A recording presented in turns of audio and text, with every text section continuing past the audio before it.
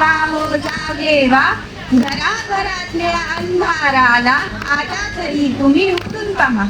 लांडगे म्हणतात तर आपण करायचं काय? तर आज आम्ही बॅरिस्टर नाथपै कॉलेज ऑफ नर्सिंगच्या विद्यार्थिनी तुमच्या समोर असंच एक पथनाट्य सादर करणार आहोत.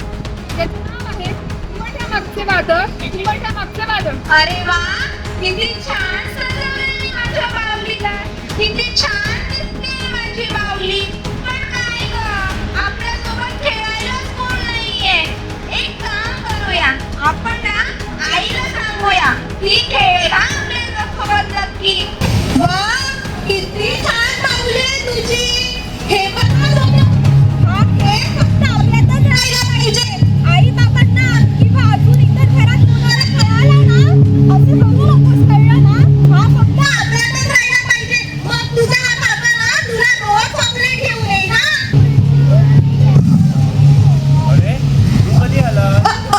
अरे बाबा, बाबा आत्ताच आलो. सोनूशीच खेळत होतो.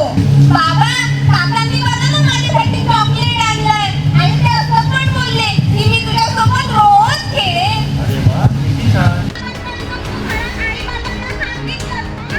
तर मी तुझ्या आईला देऊ खेळीन.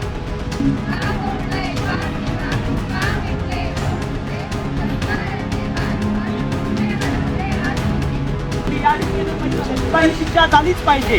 आणि चल. प्रत्येक मुलीकडे